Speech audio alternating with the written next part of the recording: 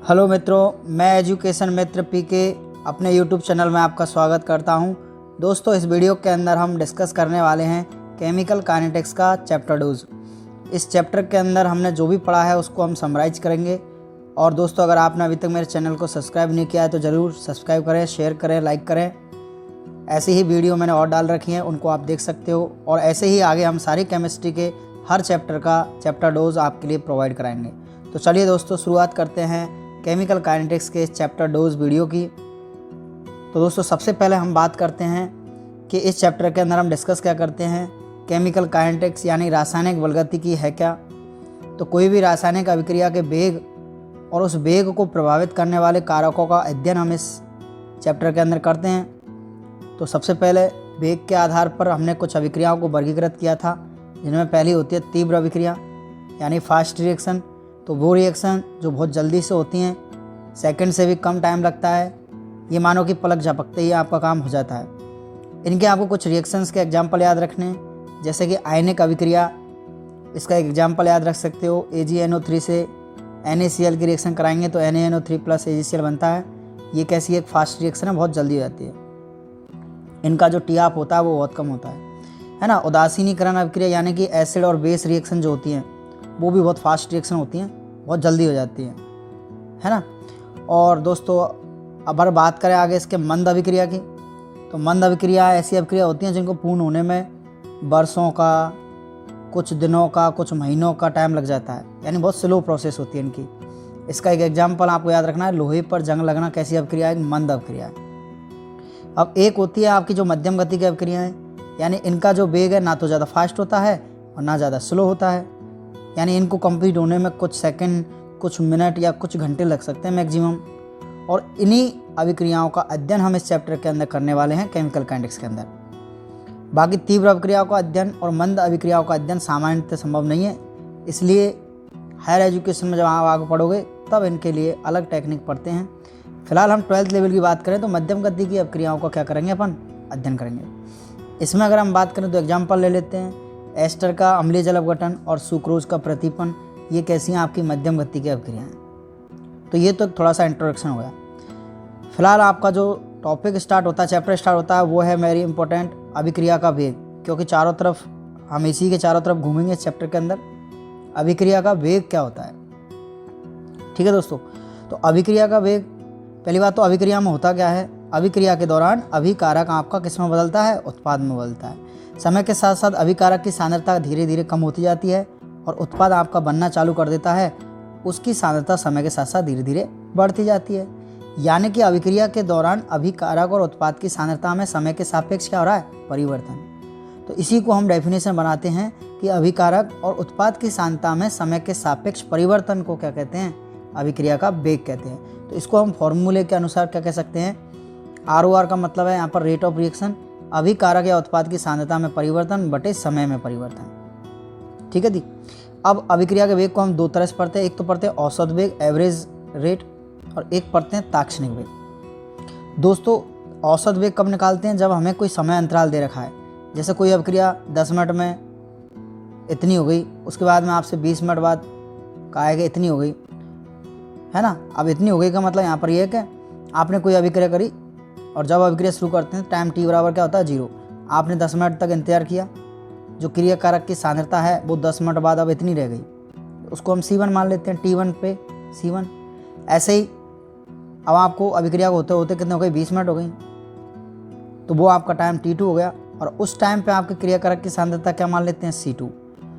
तो भाई देखो, आपकी अभिक्रिया के दौरान समय जैसे जैसे बढ़ता जा रहा है, क्रियाकारक की सांद्रता में परिवर्तन हो रहा है, तो आपको एक समय अंतराल दिया है यहाँ पर।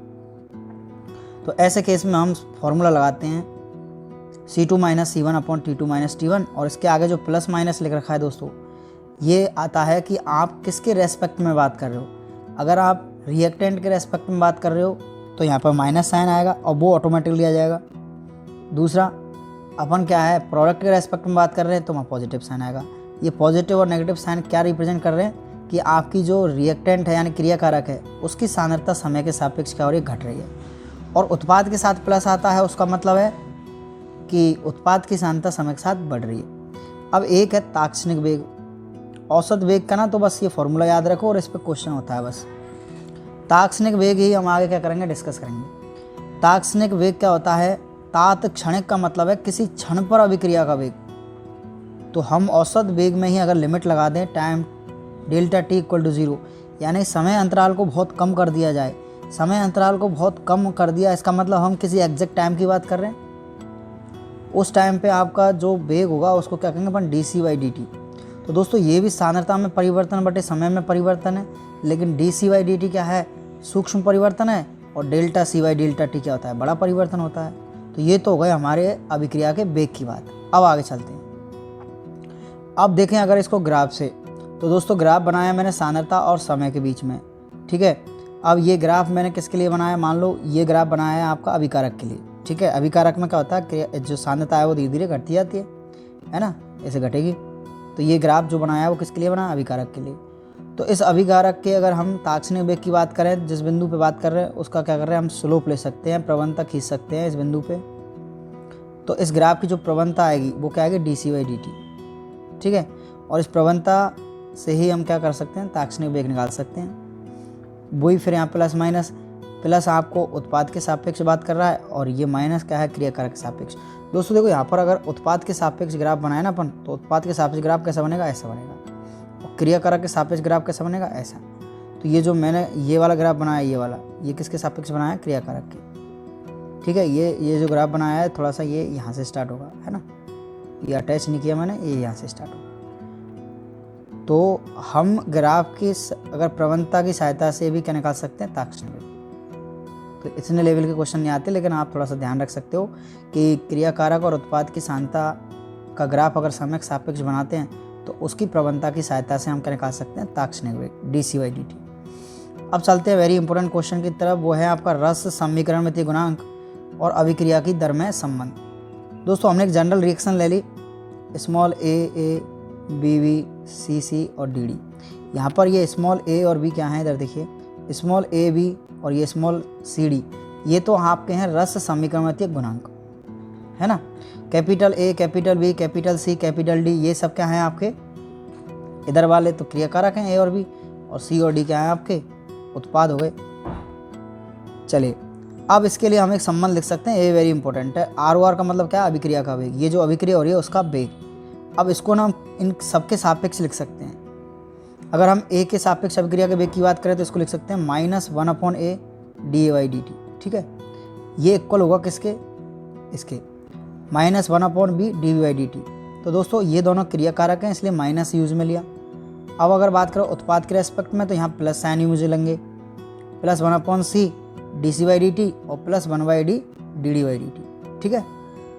अब यहाँ पर वेरी इंपॉर्टेंट चीज़ ये है कि यहाँ A के विलोपन की दर क्या होगी। अब दोस्तों बात ये है कि A क्या है, क्रियाकारक, तो ये तो क्या होगा, धीरे धीरे विलुप्त होगा। और उत्पाद क्या है आपका, उत्पाद आपका क्या करेगा, बनेगा, ठीक है। उत्पाद कौन है, C और D। तो क्रियाकारक तो आपका क्या होता है, क्रियाकारक तो आपका धीरे धीरे अब क्रिया के साथ घटता जाता है और उत्पाद आपका बनता जाता है, इसलिए प्लस साइन और माइनस साइन लिए।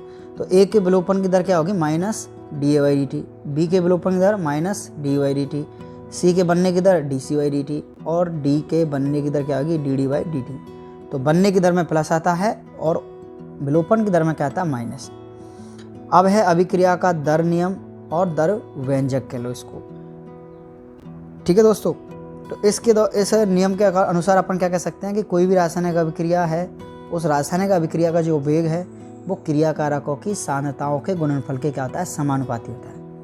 यहाँ दो क्रियाकारक हैं आपके A और B, इन दोनों की क्रियाकारकों की सांद्रता, देखो सांद्रता हम हमेशा ऐसे ब्रैकेट में लिखते हैं, बड़े वाले ब्रैकेट में लिख दिया, इसका मतलब क्या है, ये A की सांद्रता, ठीक है जी। अब आगे देखिए ये क्या है, R समानुपाती यानी वेग समानुपाती है। अब देखो यहाँ पर ये क्रियाकारक है, इनकी सांद्रता की घात आती है दोस्तों अल्फा और बीटा, है ना। अब मैंने क्या करा, समानुपाती चिन्ह हटाया, बराबर आ गया, और समानुपाती चिन्ह को हटाने के बाद में एक नियतांक आता है K, क्या आता है, एक नियतांक आता है K, ठीक है, एक नियतांक आ गया K। और यहाँ पर ये जो पावर है अल्फा और बीटा, इनको अगर जोड़ दिया जाए तो इनका जो मान आएगा उससे हम कहते हैं N, ठीक है। और N क्या है, यहाँ पर अभिक्रिया की कोटि है। अब देखो दोस्तों ये जो अल्फा और बीटा कहाँ से आए सर, ये हमें नहीं पता, तो ये अल्फ़ा और बीटा एक प्रायोगिक मान है, हम ये प्रयोगों से प्राप्त करते हैं। ठीक है, अब बात ऐसी है कि हम किसी रासायनिक अभिक्रिया को देख के तो बता नहीं सकते। अब आगे हम डिस्कस करेंगे कि रासायनिक अभिक्रिया भी दो प्रकार की होती हैं, एक होती है प्राथमिक और एक होती है जटिल। लेकिन सवाल में आपसे कह रहा है कि अभिक्रिया प्राथमिक है। जब अभिक्रिया प्राथमिक होती है ना, तो ये अल्फ़ा और जो बीटा की जो वैल्यू है ना, वो यही हो जाती है, ये जो आगे आपको स्टोइकियोमेट्रिक कोएफिशिएंट दे रखे ना, एन और एम। अगर अभिक्रिया आपकी प्राथमिक है तो अल्फ़ा और बीटा को हम क्या मान सकते हैं, एम और एन।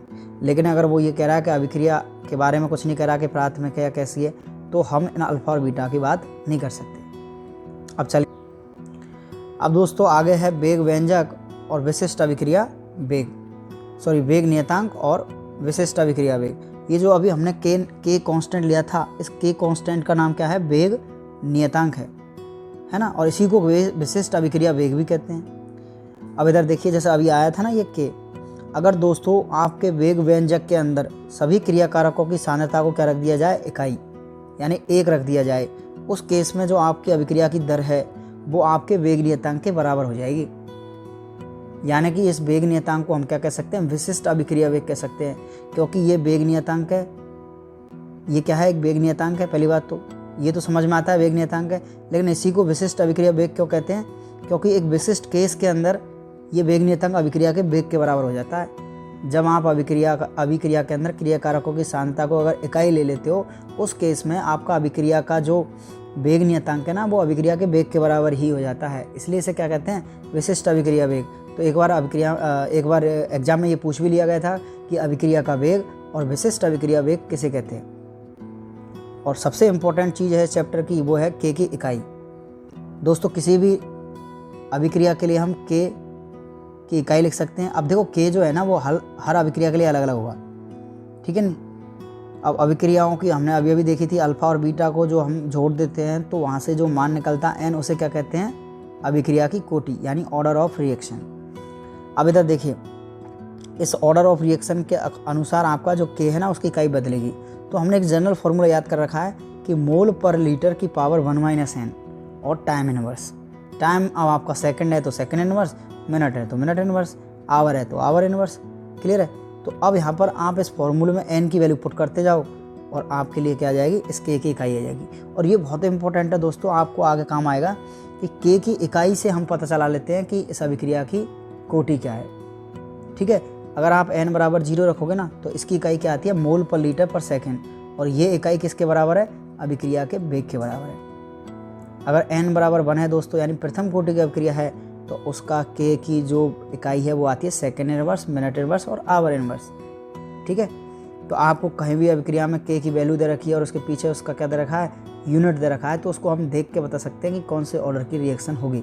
ऐसे ही n अगर 2 है तो द्वितीय कोटि की अभिक्रिया है, सेकेंड ऑर्डर की, उसके लिए क्या हो जाएगा, मोल इनवर्स, लीटर और सेकेंड इनवर्स। अब इस तरह से आप n का कोई भी वैल्यू पुट करिए, क्योंकि n का मान 0 हो सकता है, फ्रैक्शनल हो सकता है ना, ऋणात्मक हो सकता है, भिन्नात्मक हो सकता है, कुछ भी हो सकता है। तो आपको कोई भी अभिक्रिया की कोटि दे, आप क्या कर सकते हो, उसका मान निकाल सकते हो। ऐसे ही अगला आगे चलते हैं, अभिक्रिया की कोटि और अनुसंख्यता। तो ये भी अपने आप में एक इम्पोर्टेंट टॉपिक है दोस्तों, ठीक है ना। इसमें क्या होता है, आप जो है अभिक्रिया की कोटि और अनुसंख्यता में इसकी डेफिनेशन पूछी जा सकती है, इनमें डिफरेंस पूछा जा सकता है। अब अभिक्रिया की जो कोटि होती है ना, वो एक प्रायोगिक मान है, और अनुसंख्यता क्या है, सैद्धांतिक मान है। प्रायोगिक का मतलब इनको प्रयोगों से प्राप्त करेंगे, अनुसंख्यता हम देख के बता सकते हैं। अभिक्रिया की कोटि क्या है, अभिक्रिया की कोटि तो क्या होती है दोस्तों, जब कोई अभिक्रिया है उसमें क्रियाकारकों की सांद्रताओं की घातों का जो योग होता है उसे ही क्या कहते हैं, अभिक्रिया की कोटि। ये 0 हो सकती है, नेगेटिव हो सकती है, भिन्नात्मक हो सकती है, लेकिन जो अनुसंख्यता है वो ना तो कभी ऋणात्मक हो सकती है, ना भिन्नात्मक हो सकती है, ना शून्य हो सकती है। अनुसंख्यता क्या है, किसी अभिक्रिया में भाग लेने वाले क्रियाकारक अणुओं की संख्या जो प्रभावी टक्कर करते हैं, उसी संख्या को हम क्या कहते हैं, अनुसंख्यता कहते हैं। अब देखिए, सबसे इंपॉर्टेंट बात वो है प्राथमिक अभिक्रिया। 2 तरह की अभिक्रिया हम पढ़ते हैं, प्राथमिक अभिक्रिया और जटिल अभिक्रिया। प्राथमिक अभिक्रिया उन्हें कहते हैं जो दोस्तों एक पद में पूर्ण हो जाती हैं, एक पद में ही क्या हो जाती हैं, संपन्न। और जो प्राथमिक अभिक्रिया होती है, इनकी खास बात क्या है कि इनकी कोटि और अनुसंख्यता का मान हमेशा क्या रहेगा, समान रहेगा। तो जो बात मैंने अभी लास्ट कही थी ना आपसे, एक नोट लगा के लिखा था कि अल्फा और बीटा को हम n और m मान सकते हैं, कब, जब प्राथमिक हो। ठीक है, तो प्राथमिक अभिक्रियाओं की कोटि और अनुसंख्यता का मान क्या रहता है, समान रहता है। अब बात आती है जटिल अभिक्रियाओं की। तो जटिल अभिक्रिया क्या है? 2 या 2 से अधिक पदों में संपन्न होती है। जटिल अभिक्रिया क्या होती है? 2 या 2 से अधिक पदों में संपन्न होती हैं। अब इन पदों में दोस्तों क्या होगा, आपको ना उसके पद का ऐसे ब्रैकेट में लिख के देगा कि ये पद स्लो है, फास्ट है, कैसा है। तो आपको मान लो 3 पद दे रखे हैं और उनमें से किसी पद के सामने लिखा रखा है कि ये पद क्या है, स्लो है, धीमा पद है। तो जो सबसे धीमा पद होता है ना दोस्तों, वो आपका क्या होता है, वेग निर्धारक पद होता है ना। इसे इंग्लिश में RDS कहते हैं अपन शॉर्ट में, रेट डिटरमाइनिंग स्टेप। ठीक है, अब यही जो पद है आपकी अभिक्रिया के वेग का निर्धारण करेगा। इसका मतलब आप उस पद से क्या कर सकते हो, उस अभिक्रिया का वेग समीकरण लिख सकते हो, और वेग समीकरण लिखते ही आप उस अभिक्रिया के बारे में कुछ भी बता सकते हो। ये जो जटिल अभिक्रिया होती हैं, इनका जो प्रत्येक पद है, इनका प्रत्येक पद क्या होता है, एक प्राथमिक अभिक्रिया होती है। ठीक है दोस्तों, अब आगे चलते हैं अपन। अब बात करते हैं शून्य कोटि की अभिक्रिया। आपके सिलेबस में 2 कोटि की अभिक्रिया है बस, केवल शून्य कोटि की अभिक्रिया और प्रथम कोटि की अभिक्रिया। वैसे और कई प्रकार की अभिक्रिया होती हैं, लेकिन अपन अपने सिलेबस के हिसाब से बात करते हैं। तो शून्य कोटि की अभिक्रिया किसे कहते हैं दोस्तों? ऐसी अभिक्रियाएं जिनमें अभिकारक की सांद्रता की घात क्या होगी, 0। ठीक है, चलिए अभी और डिस्कस करेंगे आगे। फिलहाल देखते हैं शून्य कोटि अभिक्रियाओं के उदाहरण। अगर आप HCl का संश्लेषण करते हो तो ये किस प्रकार की अभिक्रिया है, शून्य कोटि। अमोनिया का विघटन करोगे आप तो ये कैसी अभिक्रिया है, शून्य कोटि की अभिक्रिया। और HI का क्या करोगे, विघटन, तो ये भी कैसी है, शून्य कोटि की अभिक्रिया है। अब आपसे दोस्तों 1 नंबर में सवाल पूछा जा सकता है कि एक उदाहरण लिखिए शून्य कोटि का, तो ये कम से कम 3 आपको याद होने चाहिए। और दूसरी बात, अगर उदाहरण ना पूछ के इनमें से अगर आपको रिएक्शन दे दे और फिर पूछे कि इसकी अभिक्रिया कोटि क्या है, तो दोस्तों देखो अभिक्रिया कोटि हम बता नहीं सकते, क्योंकि ये क्या है, प्रायोगिक मान है। लेकिन कुछ अभिक्रियाओं को आपको बताया जा रहा है, अगर इनकी पूछे दोस्तों तो आप बता दोगे यार ये तो सर ने हमारे ने क्या लिखाई है, शून्य कोटि अभिक्रिया में, यानी कि बुक में हमारी में NCERT में दे रखी है, तो इसका मतलब ये तो हमें पता होनी चाहिए। ऐसी प्राथमिक अभिक्रिया की प्रथम कोटि अभिक्रिया को उदाहरण की बात करें तो जितनी भी रेडियो सक्रिय विघटन अभिक्रिया होती हैं वो सारी किस कोटि को फॉलो करती हैं, प्रथम कोटि अभिक्रिया को। और ये एग्जाम में कई बार पूछा जा चुका है, वेरी इंपॉर्टेंट पॉइंट है दोस्तों, कि रेडियो सक्रिय विघटन अभिक्रिया जो होती हैं वो कौन सी कोटि की अभिक्रिया होती हैं। तो आप क्या कहोगे दोस्तों, रेडियो सक्रिय विघटन अभिक्रिया प्रथम कोटि की होती हैं। दूसरा आप याद रखोगे कि H2O2 का जो विघटन है वो कौन सी कोटि की अभिक्रिया है, वो प्रथम कोटि की अभिक्रिया है। सिमिलरली N2O5 का जो विघटन है, इसको तो आपको पक्का याद रखना है, एग्जाम में कई बार पूछी गई है कि ये प्रथम कोटि की अभिक्रिया है। और एक और आप याद रख सकते हो, Cl2O7 का विघटन भी कैसी अभिक्रिया है, प्रथम कोटि की अभिक्रिया है। तो आपको ये सारे एग्जाम्पल याद रखने हैं। उसके बाद बात करते हैं दोस्तों शून्य कोटि की अभिक्रिया। तो शून्य कोटि अभिक्रिया का सारा सब कुछ बात करेंगे हम कि इसका समाकलित वेग समीकरण क्या है, इसका T12 क्या है। तो देखिए हमने जब डेरिवेशन करा तो हमने माना था कि एक क्रियाकारक है और वो उत्पाद में बदल रहा है। समय जब T बराबर 0 है तो इसकी सांद्रता को आप या तो A0 मान सकते हो या क्या मान सकते हो, A मान सकते हो। उस टाइम पे आपका जो उत्पाद है वो क्या होगा, 0। अरे जब अभिक्रिया शुरू ही नहीं हुई है, टाइम T बराबर 0 है, उस टाइम पे पूरा क्या होगा, क्रियाकारक। उत्पाद तो बिल्कुल बना ही नहीं है। अब जैसे ही अभिक्रिया स्टार्ट हो जाती है आपका उत्पाद बनने लग जाएगा। तो आपकी जैसे ही अभिक्रिया स्टार्ट हो गई तो हमने टाइम T पर देखा कि क्रियाकारक की सांद्रता तो घटकर कितनी रहेगी, AT। इसी को हम क्या मान सकते हैं, A-X, यानी पहले A थी तो अब क्या रह गई, A-X। और इसमें से जितनी घटी है उतना ही क्या बन जाएगा, उत्पाद बन जाएगा X। ये तो हो गई। अब इस अभिक्रिया के लिए दोस्तों हम क्या लिखेंगे, समाकलित वेग समीकरण, R बराबर K और A की पावर 0। तो बताओ ये शून्य कोटि की अभिक्रिया है कि नहीं। इसमें जो क्रियाकारक की सांद्रता है A, उसकी घात क्या लगाइए, 0। ये तो हम पहले से कह रहे हैं शून्य कोटि की अभिक्रिया। तो यानी शून्य कोटि की अभिक्रिया किसे कहते हैं, ऐसी अभिक्रिया है जो क्रियाकारक की सांद्रता पर निर्भर नहीं करती। क्यों, क्योंकि A की पावर 0 का मतलब क्या हो गया, 1, यानी जो सीधी R है वो किसके बराबर हो गई, K के बराबर हो गई। यानी शून्य कोटि अभिक्रियाओं का वेग क्रियाकारक की सांद्रता पर निर्भर नहीं करता है।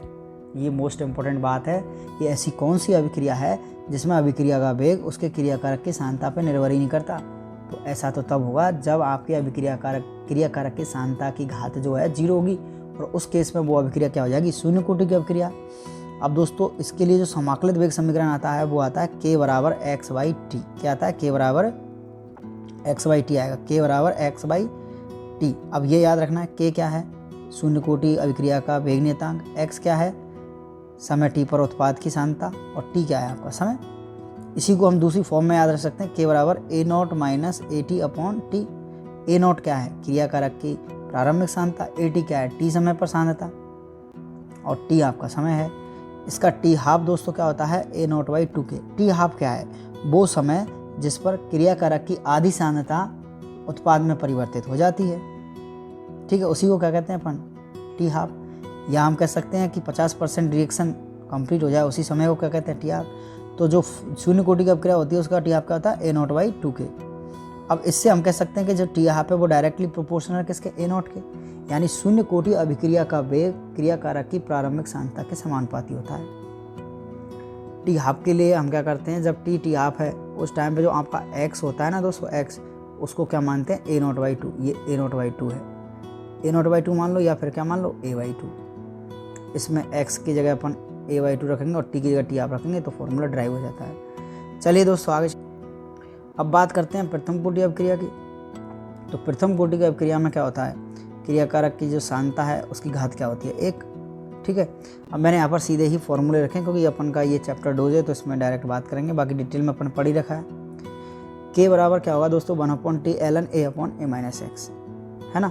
इसी को अपन दूसरी लैंग्वेज में क्या कह सकते हैं, k equal to 1/t ln a naught by a T. A naught क्या है, क्रियाकारक की प्रारंभिक सांद्रता, ए टी क्या है, टी समय पर क्रियाकारक की सांद्रता। और इसमें ये क्या है, ए तो है क्रियाकारक की प्रारंभिक सांद्रता और एक्स है आपकी उत्पाद की सांद्रता। तो आपको जैसा क्वेश्चन दिया है उसी अकॉर्डिंग अपन फॉर्मूला यूज में लेंगे। अब लॉग में चेंज करेंगे दोस्तों, तो ln को लॉग में चेंज करते हैं तो 2.303 से क्या करा देते हैं, मल्टीप्लाई करा देते हैं। ठीक है क्या नहीं, तो ये क्या हो जाएगा, log a upon a minus x. और इधर सिमिलरली ये भी लॉग में चेंज कर दिया। इसका टी हाफ क्या होता है, 0.693/k और इसी को हम ln2/k भी यूज ले सकते हैं। अब देखिए इधर यहाँ पर अगर आप देखोगे जो टी हाफ है वो क्रियाकारक की सांद्रता पर निर्भर नहीं कर रहा है क्योंकि फॉर्मूले में कहीं ए आ ही नहीं रहा, जबकि शून्य कोटि अभिक्रिया का जो अर्धायु काल है वो क्रियाकारक की सांद्रता के समानुपाती होता है। चलिए आगे चल बढ़ते हैं। एक होता है अंतराल समीकरण। प्रथम कोटि अभिक्रिया के लिए ही होता है ये अंतराल समीकरण। जब आपको क्रियाकारक की प्रारंभिक सांद्रता नहीं दे रखी है, यानी 2 समय दे रखे हैं और उन पर सांद्रता दे रखी है, तब आप अभिक्रिया का वेग नियतांक के निकालने के लिए ये वाला फॉर्मूला लगाओगे, 2.303 अपॉन T2 माइनस T1 और log C1 upon C2। C1 C2 क्या है, T1 समय पर क्रियाकारक की सांद्रता C1 और T2 समय पर क्रियाकारक की सांद्रता C2। ऐसे ही हम आगे और देखते हैं, एक विल्हेल्मी इक्वेशन देखते हैं फर्स्ट ऑर्डर की रिएक्शन के लिए। प्रथम कोटि रिएक्शन के लिए विल्हेल्मी समीकरण होता है, वो इसी से आगे ड्राइव करते हैं अपन, क्या कहते हैं, इस समीकरण से। ठीक है, तो ये हो जाती है AT equal to A naught into E की पावर माइनस KT, ये भी याद रखना है। छदम कोटि की अभिक्रिया क्या होती है दोस्तों, छदम कोटि की अभिक्रिया उसे कहते हैं जिनकी अनुशंकता तो क्या होती है, 1 से अधिक होती है, लेकिन कोटि क्या होती है, 1 होती है। ठीक है ना, ऐसी अभिक्रिया क्या कहते हैं, छदम कोटि अभिक्रिया। इसके उदाहरण की बात करें तो एस्टर का अम्लीय जल अपघटन क्या है, छदम कोटि अभिक्रिया का उदाहरण है। कई बार क्वेश्चन पूछा गया है कि छदम कोटि अभिक्रिया किसे कहते हैं, एक उदाहरण दीजिए। अगला है दोस्तों ताप गुणांक। ताप गुणांक क्या है, अभिक्रिया के वेग पर ताप का प्रभाव, यानी अभिक्रिया का जो वेग है वो ताप से कैसे प्रभावित होगा। तो आप एक बात याद रखना कि सामान्यतः अभिक्रिया का वेग जो है ताप बढ़ाने पर क्या है, बढ़ता है। क्यों बढ़ता है, क्योंकि ताप बढ़ाने से अभिकारक अणुओं की क्या हो जाती है, जो गतिज ऊर्जा है वो बढ़ जाती है। ठीक है, जिससे जो टक्करों की संख्या वो बढ़ जाएगी और टक्करों की संख्या बढ़ने से आपके जो अभिक्रिया की जो उत्पाद बनाने की दर है वो बढ़ जाएगी। ये सब हम आगे पढ़ते हैं टक्कर सिद्धांत में और आगे। फिलहाल आप इतना सा याद रखो कि ताप बढ़ाने पर सामान्यतः अभिक्रिया का वेग बढ़ता है। अब इस बात को बताने के लिए आपके लिए एक नियतांक आता है जिसे ताप नियतांक कहते हैं। वो ये कहता है कि आपकी कोई रिएक्शन है, मान लो वो टी ताप पर हो रही है और आपने 10 इकाई ताप बढ़ा दिया केल्विन में या सेंटीग्रेड में, तो वो अभिक्रिया आपकी 2 से 3 गुना तेज हो जाएगी, यानी उस अभिक्रिया का वेग क्या है, 2 से 3 गुना बढ़ जाएगा। यानी आप पहले मान लो 300 डिग्री सेल्सियस पर रिएक्शन करा रहे हो और आपने अब क्या करा दिया, 10 डिग्री सेंटीग्रेड टेम्परेचर बढ़ा दिया, 310 डिग्री सेंटीग्रेड कर दिया, तो अभिक्रिया एकदम से दोगुनी हो जाएगी, मतलब तेज गति से हो जाएगी, दोगुनी गति से। तो इसको हम कह सकते हैं KT + 10 अपॉन KT बराबर 2 या फिर 3। ये है आपका ताप गुणांक। और सबसे वेरी इंपॉर्टेंट जो फॉर्मूला आपसे पूछा जा सकता है वो है आर्रेनियस इक्वेशन, यानी आर्रेनियस समीकरण। आर्रेनियस समीकरण क्या है, K बराबर A इंटू ई की power minus EA upon RT। EA क्या है दोस्तों, यहाँ पर सक्रियण ऊर्जा है। तो अपन ने जब डिटेल में बात करी तो 2 ऊर्जाओं की बात करी, सक्रियण ऊर्जा और दहली ऊर्जा। तो इन दोनों की डेफिनेशन आपको पता होनी चाहिए। किसी अभिकारक अणु को उत्पाद में बदलने के लिए जो कुल ऊर्जा चाहिए न्यूनतम जो कुल ऊर्जा चाहिए उसे तो कहते हैं दहली ऊर्जा। अब इसमें से कुल ऊर्जा में से कुछ ऊर्जा तो क्रियाकारक के पास पहले से होती है और कुछ ऊर्जा उसे अतिरिक्त चाहिए, तो वो जो अतिरिक्त ऊर्जा चाहिए न्यूनतम उसको कहते हैं सक्रियण ऊर्जा। तो वो डिटेल में आपको बता रखा है, और अगर आपको अलग से देखना है तो आप इसकी वीडियो अलग से देख सकते हो। अब इसी रिएक्शन को हम आगे चेंज करते हैं, यानी दोनों तरफ जब ln लेते हैं तो ये इक्वेशन बनती है ln k = ln a minus EA/RT। अब देखिए जब अपन ने इस ln को लॉग में बदला तो ये इक्वेशन बन जाती है। यहाँ पर फिर हम क्या log k और 1/t के बीच में फॉर्मूला log k और 1/t के बीच में क्या करते हैं, ग्राफ प्लॉट करते हैं। तो उस ग्राफ को भी आप देख सकते हो, वहाँ पर क्या है, इसकी क्या आती है, स्लोप आती है, प्रवणता आती है, उससे भी हम क्या कर सकते हैं, सक्रियण ऊर्जा ज्ञात कर सकते हैं। अब इसी के बाद एक वेरी इंपॉर्टेंट फार्मूला बनता है कि जब आपको 2 टेम्परेचर दे रखे हैं अलग अलग, उस टाइम पे आपको क्या है, सक्रियण ऊर्जा ज्ञात करनी है। तो आप क्या है, यहाँ से इस फार्मूले से कैलकुलेट कर सकते हो। दोस्तों एक बात बताऊँ आपको कि जो अपन ने वेग नियतांक पढ़ा था कि वो अलग अलग अभिक्रियाओं के लिए अलग होता है, लेकिन एक अभिक्रिया के लिए सेम होता है। जैसे मान लो मैं कह रहा हूँ कोई अभिक्रिया, उसके लिए k का मान ये है, तो उस अभिक्रिया के लिए वो सेम रहेगा, लेकिन वो भी बदल सकता है। कब? जब आप ताप बदल दो। तो दोस्तों जो k है ना, वो ताप पर निर्भर करता है। अभी ताप नियतांक में भी देखा था हमने कि अभिक्रिया का वेग जो 2 से 3 गुना हो रहा था ना, वो क्यों हो रहा था, क्योंकि अभिक्रिया का k बदल रहा था। और आपको पता है कि R बराबर k, और जो a वगैरह कुछ भी आता है तो ये k के मान पर निर्भर करेगा ना, इस R का मान पर। ये k किस पर निर्भर करता है, ताप पर। ताप बढ़ाओगे तो k बढ़ेगा, ठीक है। उससे आपके अभिक्रिया का वेग भी बदल जाएगा। तो आपको 2 ताप दे रखे हैं, तो आपको k1 k2 की वैल्यू भी देगा, तो उस टाइम पे आप EA निकाल सकते हो, यानी सक्रियण ऊर्जा ज्ञात कर सकते हो। तो फॉर्मूला क्या बनता है, log k2/k1 = EA/2.303 R × 1/T1 - 1/T2। इस पर RBSE बोर्ड में 2022 में क्वेश्चन पूछा गया था, तो आगे भी आने की संभावना पूरी है। अब बात करते हैं इस चैप्टर का एक वेरी इंपॉर्टेंट टॉपिक, जो है आपका अभिक्रिया के वेग और वेग को प्रभावित करने वाले कारक। तो दोस्तों अभिक्रिया के वेग के बारे में हमने डिस्कस कर लिया, अभिक्रिया का वेग क्या होता है, कितने प्रकार का होता है, कैसे कैसे। अब जो नेक्स्ट टॉपिक बचता है लास्ट, वो है अभिक्रिया के वेग को प्रभावित करने वाले कारक। तो कई सारे कारक हैं जो अभिक्रिया के वेग को प्रभावित करते हैं, यानी हम अभिक्रिया के वेग को घटा सकते हैं, बढ़ा सकते हैं। उनमें पहला पॉइंट है अभिकारकों की प्रकृति, यानी जो अभिकारक आपके अभिक्रिया में भाग ले रहे हैं उनकी प्रकृति कैसी है। अब एक बात बताओ दोस्तों, अभिक्रिया में भाग लेने वाले क्रियाकारक अणुओं के बीच में क्या होंगे, बंध होंगे। और आपको पता है किसी अभिक्रिया के दौरान क्या होता है, पुराने बंध टूटते हैं, नए बंध बनते हैं। तो आपके अभिकारक अणुओं के बीच में जितने प्रबल बंध होंगे, उनको तोड़ने में उतना ही ज़्यादा ऊर्जा लगेगा और समय लगेगा। तो अभिकारक अणुओं के मध्य जितने ज़्यादा प्रबल बंध होंगे और अभिकारक अणुओं की संख्या जितनी ज़्यादा होगी, या बंधों की संख्या भी जितनी ज़्यादा होगी, एक तो देखो प्रबल बंध है और बंध भी ज़्यादा हैं, तो उसके आधार पर अभिक्रिया का वेग क्या हो जाएगा, कम हो जाएगा। अगर आपके अभिकारक अणुओं के बीच में दुर्बल बंध है तो अभिक्रिया फास्ट हो जाएगी, और अगर अभिकारक अणु कैसे प्रबल है तो अभिक्रिया धीरे होगी। तो अभिकारक की प्रकृति के ऊपर निर्भर करता है अभिक्रिया का वेग, ये क्लियर हो गया। अगला है दोस्तों अभिकारकों की सांद्रता। तो यार ये तो सिंपल सी बात है, जो अपन ने दर नियम पढ़ा था वो क्या कहता है कि अभिक्रिया का वेग क्रियाकारकों की सांद्रता के गुणनफल के समानुपाती होता है कि नहीं। तो अभिकारकों की सांद्रता पर क्या होगा, समानुपाती, सीधा ही समानुपाती। इसका मतलब अभिकारकों की सांद्रता बढ़ेगी, अभिक्रिया का वेग बढ़ जाएगा। तीसरा है वेरी इंपॉर्टेंट, ताप। ये तो अभी डिस्कस किया था। ताप बढ़ाने पर सामान्यतः अभिक्रिया का वेग क्या हो जाएगा, बढ़ जाएगा।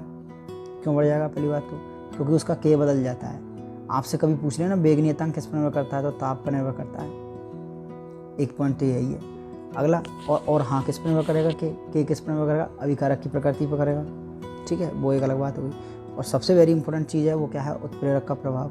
ये तो डिटेल में वैसे ही पूछता है कि अभिक्रिया के वेग को उत्प्रेरक द्वारा कैसे प्रभावित किया जाता है, चित्र से समझाइए।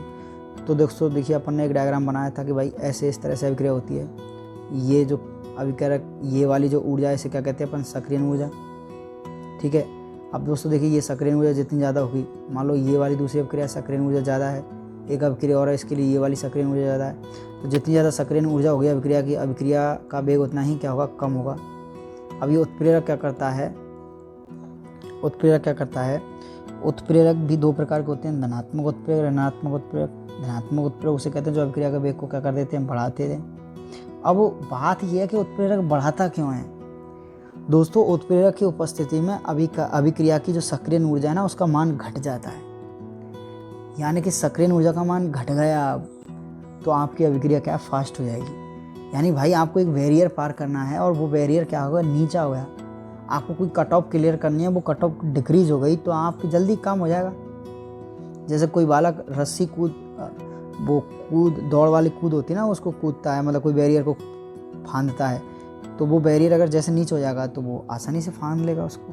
बस वही वाला काम है। तो उत्प्रेरक क्या करते हैं, अभिक्रिया की सक्रिय ऊर्जा को कम कर देते हैं, जिसकी वजह से अभिक्रिया का वेग बढ़ जाता है। पृष्ठीय क्षेत्रफल के दौरान भी अभिक्रिया का वेग बढ़ जाता है। पृष्ठीय क्षेत्रफल बढ़ेगा तो अभिक्रिया का वेग बढ़ जाएगा। पृष्ठीय क्षेत्रफल का मतलब है जैसे कोई क्रिया कारक है आपका, वो क्या है, ठोस अवस्था में है। अब उसको आप जब उसका चूर्ण बनाओगे, पीसोगे, तो उसका पृष्ठीय क्षेत्रफल बढ़ जाएगा, तो उससे अभिक्रिया फास्ट हो जाएगी। जैसे इसका उदाहरण देते हैं कि लकड़ी के गुटके की बजाय लकड़ी का बुरादा जल्दी जल जाता है। तो आपने देखा होगा कि हम बड़ी बड़ी लकड़ियों को चीर फाड़ के छोटे छोटे टुकड़े करते हैं, तब उनको जलाते हैं, वो जल्दी से जल जाती हैं। कागज़ है, जैसे कागज़ आप पूरा सीधा जलाओगे तो जल्दी नहीं जलेगा, लेकिन उसके टुकड़े टुकड़े कर लो, वो जल्दी जल जाएंगे। तो ऐसे छोटी हिस्से में बांटने पर उसका पृष्ठीय क्षेत्रफल बढ़ जाता है, जिससे अभिक्रिया का वेग बढ़ जाता है। विकिरण प्रभाव क्या है। विकिरण प्रभाव का मतलब है कि कुछ अभिक्रियाएँ आपकी वो प्रकाश की उपस्थिति में होती हैं, कुछ अभिक्रिया आपकी अंधेरे में होती हैं। ठीक है, तो जैसे कोई अभिक्रिया है वो होती तो प्रकाश की उपस्थिति में, लेकिन आप उसको अंधेरे में करा रहे हो, तो अभी उसकी अभिक्रिया का वेग क्या हो जाएगा, कम हो जाएगा। और जैसे उसे प्रकाश मिलेगा, अभिक्रिया का वेग बढ़ जाएगा। जैसे बात करें प्रकाश संश्लेषण की, तो प्रकाश संश्लेषण की अभिक्रिया सूर्य के प्रकाश की उपस्थिति में होती है, लेकिन ऐसी जगहों पर जहाँ प्रकाश कम आता है, वहाँ प्रकाश संश्लेषण की दर क्या होगी, कम होगी। तो ये सिंपल सी बात है। एक है दोस्तों, अब बचा है आपका संघर्ष सिद्धांत यानी कोलिजन थ्योरी। दोस्तों, कोलिजन थ्योरी ये कहती है कि अभिक्रिया के दौरान जो क्रियाकारक अणु है वो आपस में टक्कर करते हैं, और टक्कर करने के दौरान उनको अतिरिक्त ऊर्जा मिलती है, और वो ऊर्जा उनको किस काम आती है, अभिकारक से उत्पाद को बदलने में। अब टक्कर के दौरान प्रभावी अणु बनते हैं। ठीक है, तो उस सिद्धांत के अनुसार अगर अपन बात करें तो यहाँ पर एक समीकरण बनती है, वो होता है आपका R = Z × P × e⁻⁸ यहाँ पर क्या है, Z क्या है, टक्कर आवृत्ति, और P क्या है, अभिक्रिया बाधा गुणांक। अब इस समीकरण को ना, टक्कर सिद्धांत को अगर हम कंपेयर करें किससे, आर्हेनियस के समीकरण से, तो आर्हेनियस का समीकरण क्या है, K = A × e⁻⁸ तो उस समीकरण में अगर हम रिलेट करें तो यहाँ जो A होता है वो किसके इक्वल होएगा, Z × P/r² की। ठीक है, ये 3 बातें याद रखनी है फिलहाल संघर्ष सिद्धांत में। बाकी डिटेल में हमने ये सब पढ़ रखा है, क्योंकि ये चैप्टर डोज है तो इसमें हम शॉर्ट में बात कर रहे हैं। अगला है रेडियो सक्रिय विघटन। तो ये हमारी एनसीईआरटी में दे नहीं रखा, लेकिन फिर भी अपन इसके बारे में 2-4 बात करते हैं कि रेडियो सक्रिय विघटन हमेशा याद रखना कौन सी कोटि का होता है, प्रथम कोटि अभिक्रिया को फॉलो करता है। और प्रथम कोटि अभिक्रिया के दौरान जो हमने पढ़ रखा है वो क्या होता है, K = 1/T ln A/A-x, या हम कह सकते हैं 1/T ln A0/AT। सिमिलरली यहाँ पर, अब दोस्तों वहाँ पर तो K लेते हैं, लेकिन यहाँ क्या लेते हैं, लैम्बडा। ये क्या होता है आपका क्षय नियतांक। ये रेडियो सक्रिय विघटन वगैरह ये सारे यूज़ लिए जाते हैं। जैसे मान लो कोई पुरानी चट्टान है, उसका पता लगाना है ये कितने साल पुरानी है, तो हम एक टेक्निक यूज लेते हैं, जैसे कहते हैं कार्बन डेटिंग। कोई लकड़ी है बहुत पुरानी, या कोई मूर्ति बनी हुई है किसी भगवान की या किसी इंसान की, और वो बहुत साल पुरानी है, तो दोस्तों हम उसकी क्या एज कैलकुलेट कर सकते हैं। ठीक है, और वो एज कैलकुलेट किससे करते हैं, जैसे उसमें ना कार्बन 13 या कार्बन 14 क्या होते हैं, ये समस्थानिक होते हैं, और इनकी मात्रा कितनी डिक्रीज होती है उसके अकॉर्डिंग हम कैलकुलेट कर सकते हैं। आप आगे डिटेल में पढ़ोगे इन चीज़ों को, तो वहाँ पर भी ये फॉर्मूला यूज में लिया जाता है। अब यहाँ लैम्बडा क्या है, क्षय नियतांक के, N0 और NT क्या है। जैसे मान लो कोई लकड़ी है आज से 100 साल पुरानी है, तो उसमें पहले कितना कार्बन 14 था और अब कितना बचा है, तो उससे कैलकुलेट करते हैं। तो ये N0 तो क्या है, N0 है आपका प्रारंभिक मात्रा, और NT क्या है, T समय बाद कितनी बची है मात्रा। तो ये फॉर्मूले हम यहाँ पर लगाते हैं, आप थोड़ा सा इसको याद रख सकते हो कि लैम्बडा = 1/T ln N0/NT। तो दोस्तों ये